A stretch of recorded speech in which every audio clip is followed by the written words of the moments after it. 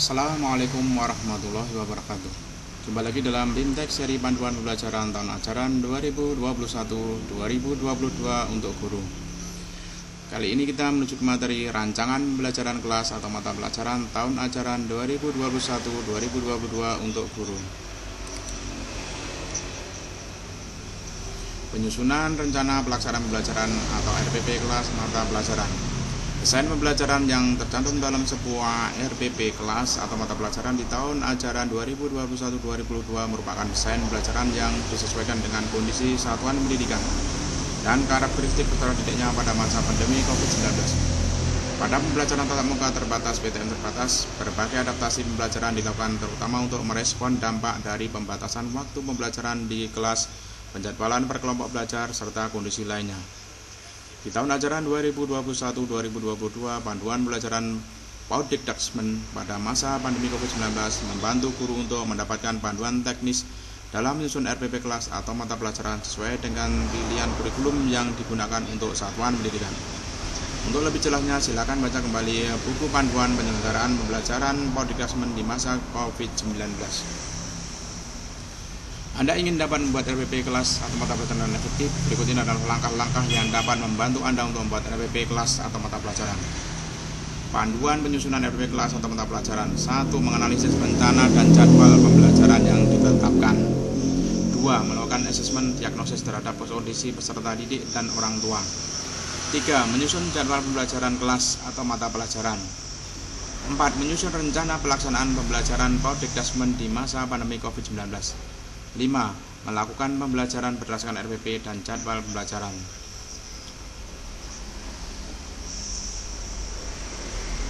6. Memastikan proses pemberhentian umpan balik, penguatan pengayaan, dan remedi pusdik. Dan 7. Melakukan refleksi dan perbaikan strategi pembelajaran berdasarkan hasil asesmen formatif.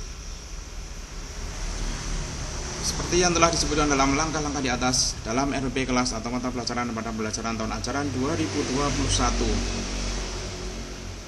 2021-2022 dirumuskan komponen-komponen minimal. 1. Tujuan pembelajaran. 2. Penilaian pembelajaran. 1. Asesmen diagnosis. 2. Asesmen formatif. 3. Asesmen sumatif. Langkah-langkah pembelajaran. Langkah pertama yang dilakukan oleh guru dengan terlebih dahulu menentukan komposisi PTM dan PJJ dalam pembelajaran campuran. Setelah itu kemudian merencanakan kegiatan pembelajaran sesuai dengan alur pembelajaran PAUD Dikdasmen yang telah direkomendasikan, yang terdiri dari asesmen diagnosis, orientasi kesiapan belajar, dan psikososial.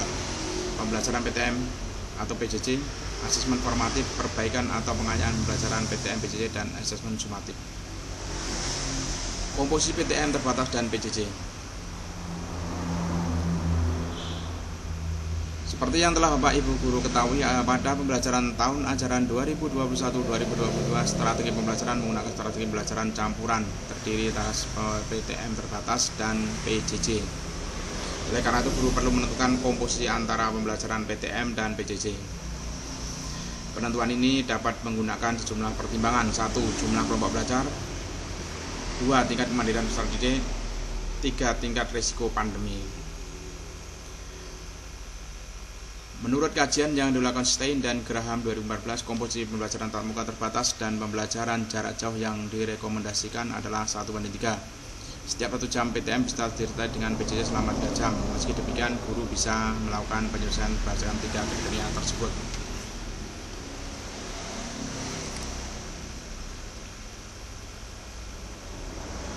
Penyusunan jadwal pembelajaran kelas atau mata pelajaran. Jadwal pembelajaran kelas atau mata pelajaran di tahun 2021-2022 menerapkan aturan bagi setiap warga satuan pendidikan untuk mengatur pola jadwal pembelajaran di tiap kelas. Hal ini dimaksudkan agar tidak terjadi penumpukan massa yang dapat mengakibatkan kerumunan. Aturan jaga jarak diutamakan dengan mengatur alur masuk selama keluar kelas. Untuk itu, penyusunan jadwal pembelajaran kelas atau mata pelajaran diperlukan sebagai 1. Panduan teknik dalam melakukan pengaturan pergerakan peserta didik, peserta guru di kelas. 2. Panduan teknik guru dalam menyusun rencana pelaksanaan pembelajaran di kelas. Dengan mempertimbangkan tujuan pembelajaran, guru diharapkan mampu menyusun jadwal pembelajaran kelas atau mata pelajaran yang diampunya.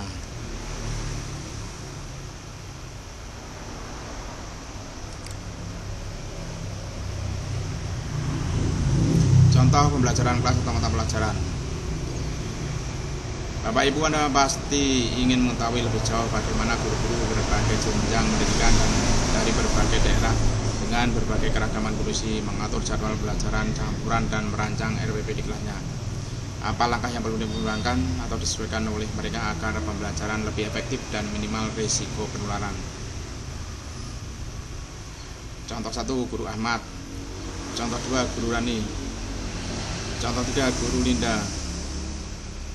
Contoh 4, Guru Adi.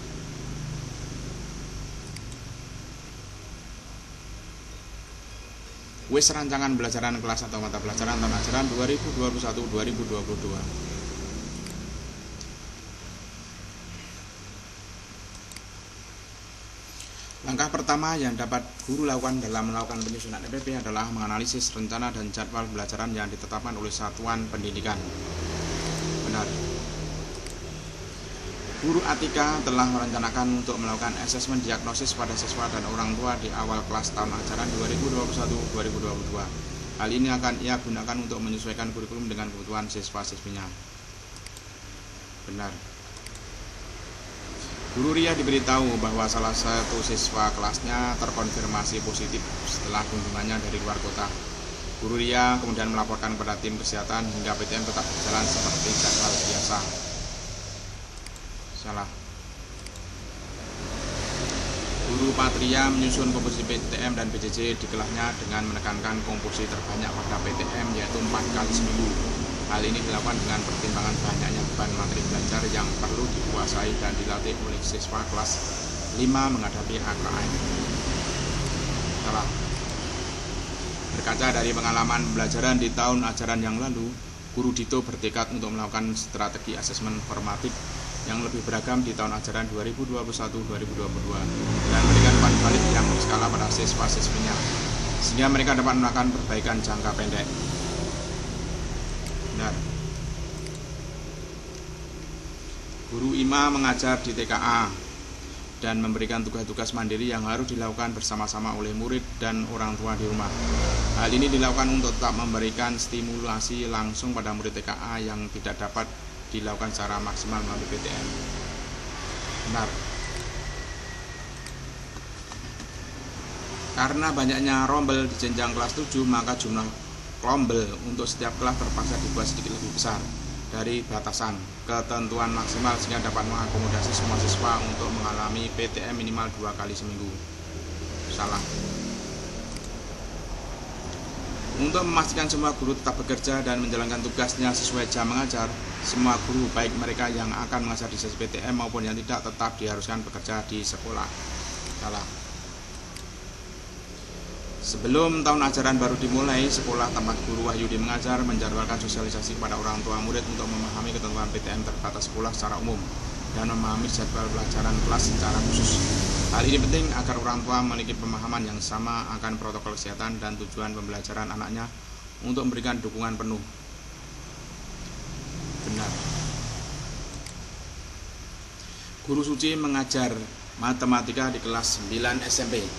Beban mengajar Guru Suci saat pembelajaran di tahun ajaran 2021-2022 akan berkali-kali lipat karena ia harus mengajar berkali-kali sehari.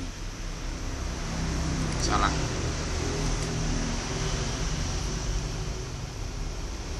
Wis selesai.